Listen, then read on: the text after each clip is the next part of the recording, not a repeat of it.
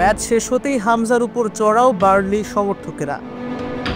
2-1 গোলের জয়ে খেলা শেষের বাঁশি বাজার আগেই টার্ফ মোর স্টেডিয়ামে শুরু হয়ে গেল উৎসব।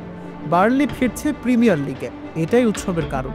তবে উৎসব করতে গিয়েই কিনা মাত্রা ছাড়িয়ে গেলেন বার্নলির সমর্থকরা। প্রতিপক্ষ শেফিল্ড ইউনাইটেডের খেলোয়াড়দের উপর চড়াও হয়েছেন, মৌখিকভাবেও খুব একটা শোভনীয় ছিল না তাদের আচরণ। শেফিল্ডের বাংলাদেশি ফুটবলার হামজা চৌধুরীর ওপরে যেন যাবতীয় ক্ষোভ বার্নলি দর্শকদের।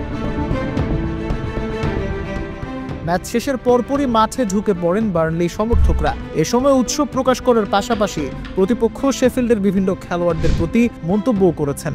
তবে ঠিক কী কারণে এমন পরিস্থিতি তৈরি হয়েছে সেটার ব্যাখ্যা এখন পর্যন্ত দিতে পারেনি ব্রিটেনের গণমাধ্যম।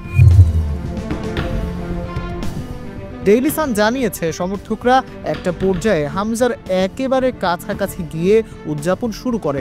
এ সময় বার্নলির খেলোয়াড়রাও হামজার বিপক্ষে তর্কে জড়িয়ে পড়েন। ম্যাচ হারার পর অনেকটা সময় ধৈর্য ধরে রাখলেও এক পর্যায়ে নিজের উপর নিয়ন্ত্রণ হারিয়ে ফেলেন বাংলাদেশের এই তারকা। তিনিও পাল্টা এগিয়ে যান বার্নলির সমর্থকদের দিকে। এক পর্যায়ে একজন পুলিশ এসে হামজাকে সরিয়ে নেন। হামজার সতীর্থরাও এ সময় এগিয়ে আসেন তাকে নিরাপদে সরিয়ে নিতে।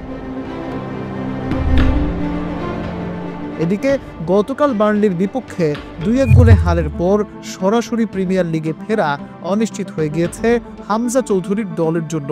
শেষ 5 ম্যাচের মধ্যে 4 ম্যাচেই হেরেছে দ্য ব্লেডসরা। এই মুহূর্তে প্রিমিয়ার লিগে উঠতে তাদের খেলতে হবে প্লে অফ। নকআউট পদ্ধতির সেই ম্যাচের পরই নিশ্চিত হবে শেফিল্ড প্রিমিয়ার লিগে খেলবে কিনা।